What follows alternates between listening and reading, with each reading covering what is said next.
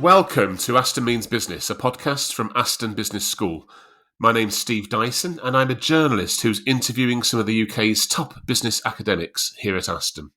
This podcast has been going since October 2019, and there are now more than 40 previous episodes that you can find and listen to by simply Googling Aston Means Business. Today's episode is entitled How to Become a Trusted Executive. And we're going to explore this subject with Dr John Blakey. He's the founder and chief executive of the Trusted Executive Foundation. Now, John describes himself as a bit of a trust geek, and he's a chief executive coach, an author, and an international speaker on the theme of trust.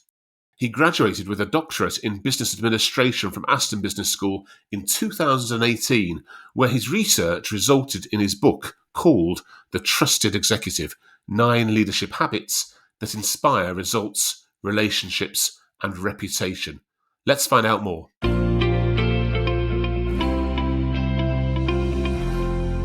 Hello, John. Yeah, good afternoon, Steve. Great to be with you. Great to be with all our listeners today. I'm really looking forward to indulging my passion for all things trust. As you say, I'm a bit of a trust geek, so this is my time to be the trust geek that I am. Fantastic. Now, John, I want to start by finding out a little bit more about who you are, where you're from, and what you were doing before you came to Aston Business School to study for your DBA. Yeah, so I've had a long and varied career in business, Steve. I was sponsored by British Gas through university, joined them as a graduate trainee, and went through their leadership development in marketing. And then I got involved in IT projects when I was about 25, 26. And really got grabbed by all things IT and project management. So I spent 10 years managing projects. I got involved with a piece of software which many of your listeners will have heard of called SAP, at a time when SAP was the new kid on the block. So it was a great time to be involved in the SAP industry. I had a great adventure with that and found myself at the age of 37 as international managing director in a company called Logica, which was a 40,000 person global software business. So that was my last corporate role. I then left Logica to start my own business, focusing on executive coaching. I set that up with an Olympic medalist rower, a guy called Bill Barry. And our aim was to learn the lessons from Olympic sports coaching that we could then apply in business coaching. So I got hooked on business coaching. I've been doing that for the last 20 years. I've been privileged to work with over 130 CEOs across 22 different countries, but also continued my association with the world of elite sport. So worked with England cricket, a number of Team GB sports teams, and a number of Premiership football clubs. So my passion has been coaching, but then trust, particularly after the global financial crisis, I think trust caught my eye. Clearly that was a sign that we were losing trust in business life. So that's what sparked me to enroll on the DBA at Aston and go back in the classroom and do the research, really, to get to grips with this word trust and to help other leaders who are looking to build high trust cultures and see that we're at a moment in leadership when it's important to know where you stand, whether you stand for power or trust as the currency of your leadership. And myself and my team are really looking to help leaders that want to stand for trust at this time. Tell us more about this DBA, John. What's it the equivalent to, and why did you decide to study for that qualification? Yeah, well, I did an MBA in 1987 to 1991 at Aston. And I think all of our listeners will be familiar with what an MBA is, a Master's in Business Administration. The DBA is the next step after an MBA. It's a Doctor in Business Administration, but it's less widely known. It's quite a new qualification. Not that many people will have completed it relative to an MBA. But for me, it represented the next step in terms of the academic challenge. And when I finished my MBA in 1991, I was always keen to do a DBA, but you have to find the right timing to make these commitments. And it wasn't until 2012 that I came back to enroll at Aston. But it had always been my goal to really go back to Aston. I enjoyed my time at Aston doing the MBA. I'm aware of its reputation. It happens to be very local to me as well, which always helps. So I was really keen and excited to enroll again in 2012 sign up for this qualification. Tell us a bit more about Aston Business School and why you decided to put so much effort into attending Aston. I know you said it's got a reputation and it's quite local to you, but there must be more than that about Aston that you like. Yeah, like I say, I did the MBA there, so I'd got to know the culture at the business school. I'd got to know of its reputation. It has this triple accreditation, which gives you a lot of confidence around the quality of teaching and research at the business school. And I'm a Birmingham sort of lad, so there is that element of loyalty of it being in your own community. And I know that many students study remotely these days or from all over the world.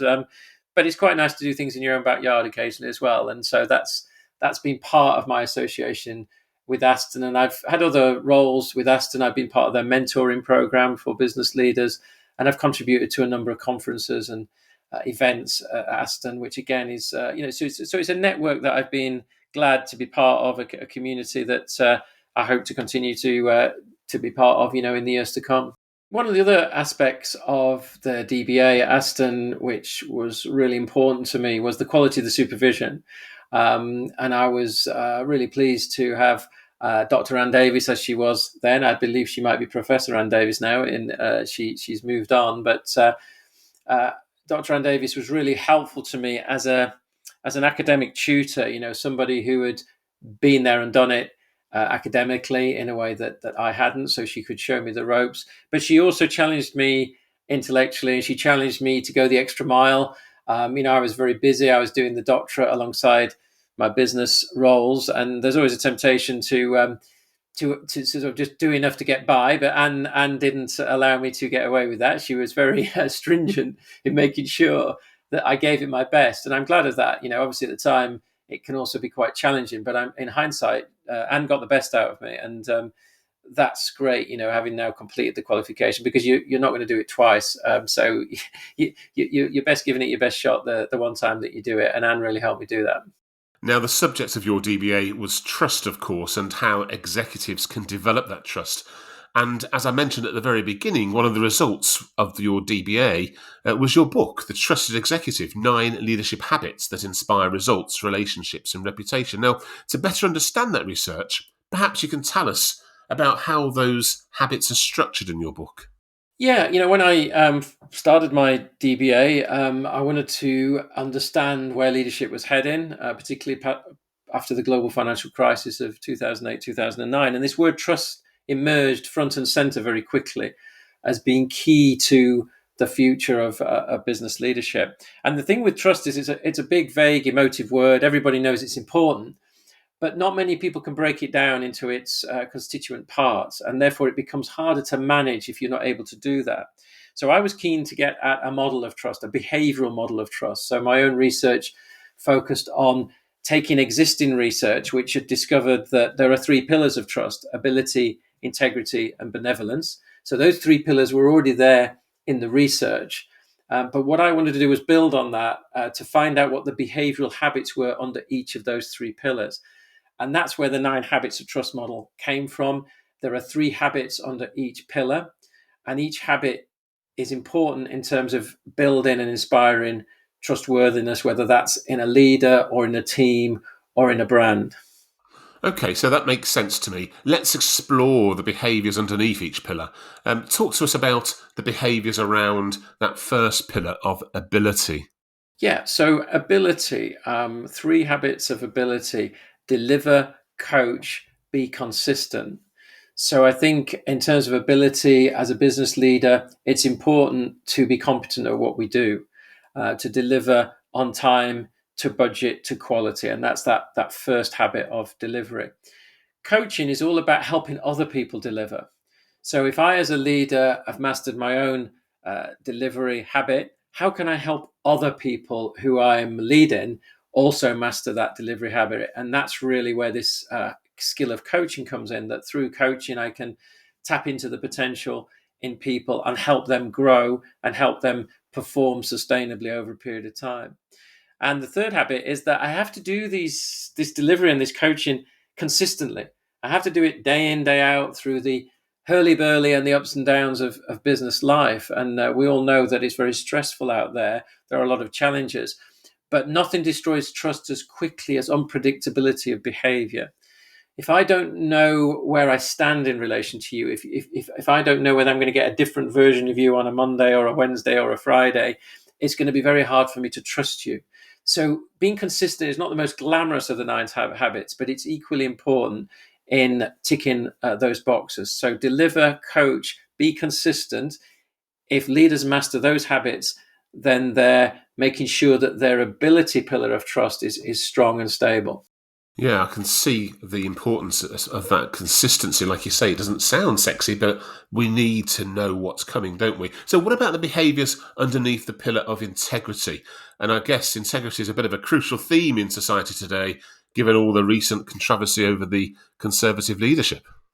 Well, exactly. As a researcher in trust, not a week goes by that I don't get a new case study. And of course, I've had the case study of Boris Johnson and the leadership of the Conservative Party. And the word integrity has been, again, bandied around by a lot of people. Now, what exactly is integrity all about in terms of behaviors? Well, there are 3 habits under this pillar of integrity: be honest, be open, be humble. Now, when we talk about our political leaders, I think we're particularly talking about honesty. We've been quizzing our Prime Minister around his honesty. But there's also an aspect of integrity that is about being open. And being open is different from being honest, because being open is about sharing more of yourself. It's about revealing more of who you are. It involves an aspect of vulnerability, which, I was brought up as a leader not to show weakness. The idea was that would be used against you. But I think increasingly in the world of trust, leaders are being encouraged to show a bit of vulnerability in the right time, the right place, because it connects you to other human beings who know you are fallible and know that they are valuable. So it's more real, more authentic to accept the reality of that and be open about it. And finally, this habit of being humble. It's easier maybe to understand the habit of being humble, to think about its opposite. The opposite of being humble is being arrogant. And again, there are many leaders in recent times. There are some business examples I could talk about where leaders have thought they were doing the right thing, but it was more about the way they did things, came over as arrogant. I think some of the P&O case study that we saw recently, the leaders there felt they were doing the right thing for the business, but the way they went about it showed a degree of arrogance and dismissiveness about other people's needs and circumstances. So I think that humility is a powerful aspect of integrity, to demonstrate that you can relate to others on a level, and that you're able to not let your status and your position get in the way of that basic humanity. Now, I understand the third pillar is benevolence, which is an interesting and old-fashioned word in many ways. Tell me about the behaviours sitting underneath that theme. Yeah, benevolence, as you say, it's an interesting word. In fact, when I first came across it in the research, I had to go and look up exactly what it meant, because it's not a word that's used in business. I mean, I've never been on the introduction to benevolence course for senior leaders, so it is a different word, but it comes from the Latin benevolent, which is wishing well for others, and it's common human care, compassion, kindness. And if you want to be trusted, it's equally important to be benevolent as it is to have that ability and integrity. So 3 habits of benevolence: evangelize, be brave, be kind. So evangelize, another interesting word. Many listeners may know that as a religious word, but what does it mean? Evangelize means spread the good news. Evangelize in business is about having a vision, being passionate about that vision, inspiring others, bouncing back quickly from disappointments, and it being obvious to others that you love what you do. That's what great evangelists do. And if you work for a great evangelist, it really inspires trust. Be brave. This isn't sort of physical bravery or personal bravery. This is more about moral bravery. In the world of trust, the leader at some point in the cycle self-sacrifices on behalf of the bigger mission. It doesn't happen often in business, in my experience, but when it does, boy, does it inspire trust. And lastly, this word kindness, and another interesting word that we maybe don't hear a lot about in business, although I think we will hear more and more about it in the coming years, because emotional intelligence, customer care, empathy, psychological safety. These are all phrases that are coming into the business lexicon. And really, I think one day or another, we're going to actually name this word kindness and say, let's face it, folks, it's about being kind. It's as simple as that, but we just haven't really embraced kindness as a leadership discipline. But, my research, if you follow the research, kindness is one of the habits of trust, and trust is the one thing that changes everything. So being kind, permission to be kind. Everybody listening to this this podcast, it's okay to be kind. Just because you're a senior leader doesn't mean you have to dispense with that quality. In fact, it will be part of what inspires trust in the people that follow you. Just a question that comes to mind listening to those themes and the actions which sit underneath them, John. Who do you think exhibits most of, because I guess it's hard to always exhibit all of those things, but who can you think of in the business world or in the leadership world who exhibits the majority of that structure of trust? Yeah, great question. Well, I'm really proud of the fact that the leader who wrote the foreword for the Trusted Executive book is a gentleman called Paul Polman. And Paul Polman was a former chief exec of Unilever. He was chief exec of Unilever for 10 years, from 2009 to 2019. And from my point of view, Paul Polman in the world of corporate leadership is the chief executive that has done the most to convert the theory of this into practice.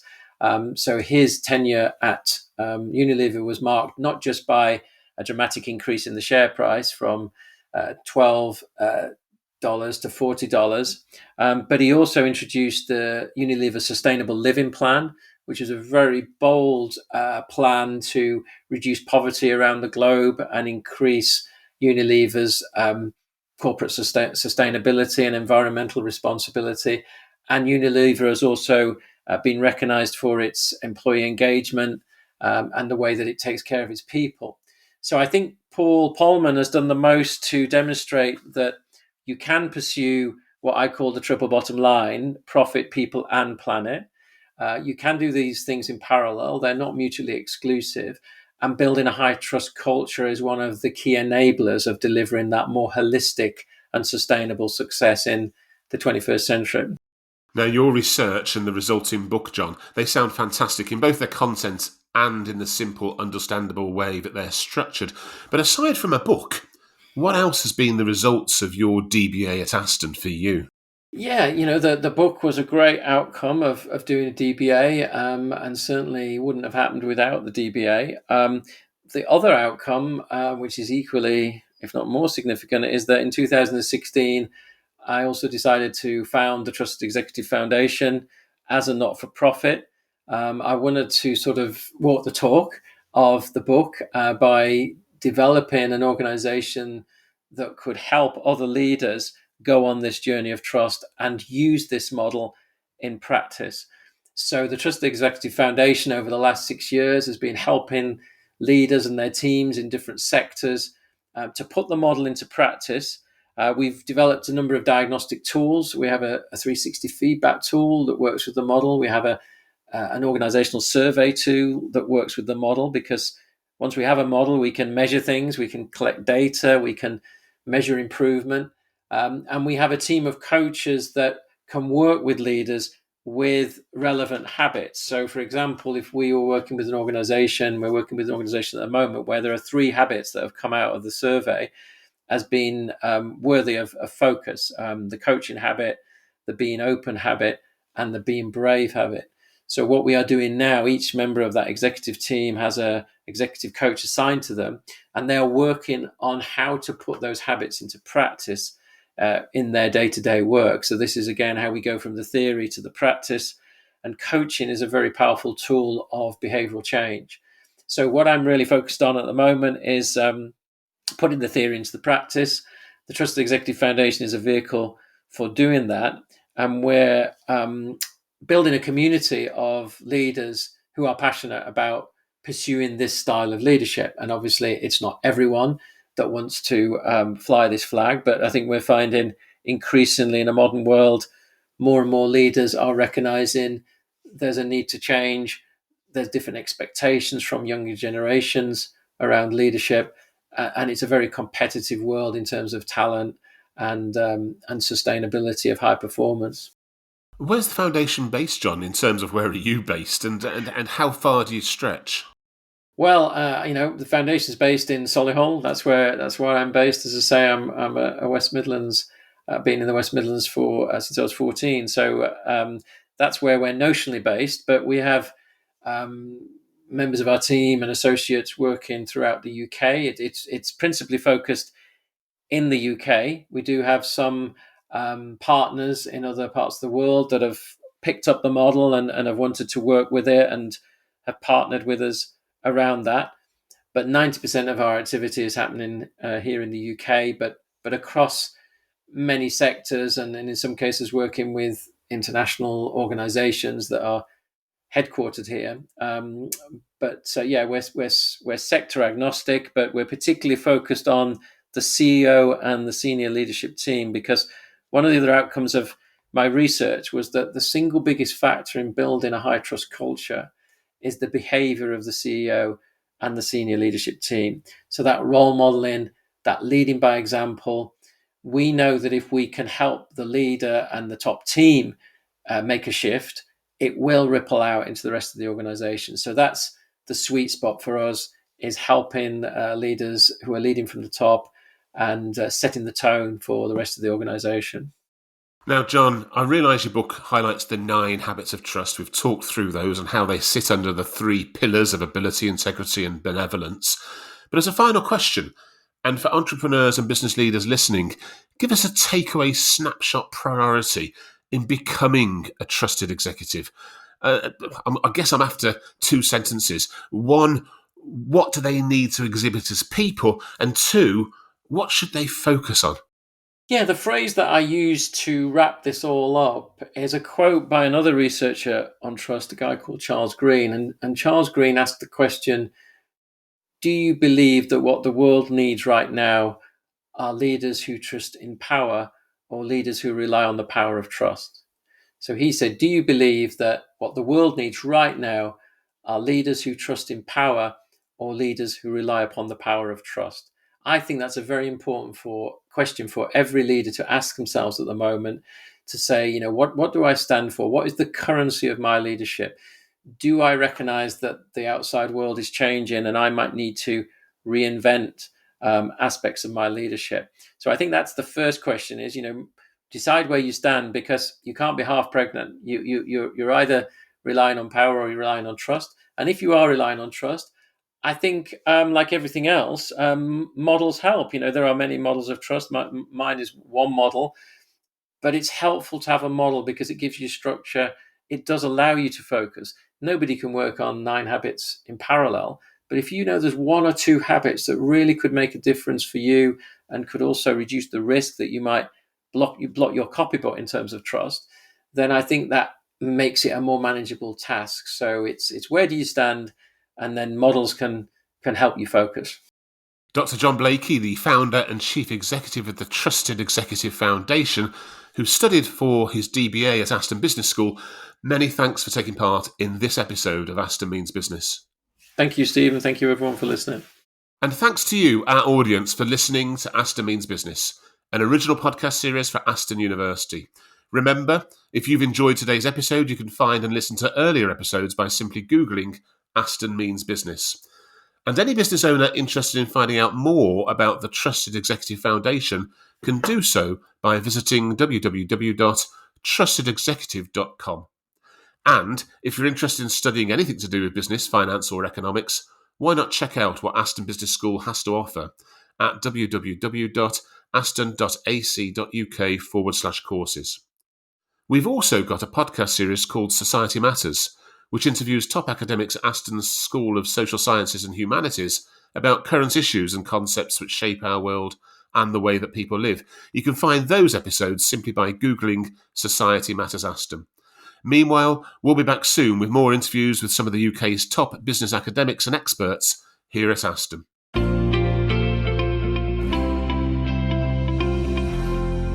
Aston Means Business. Thanks for listening.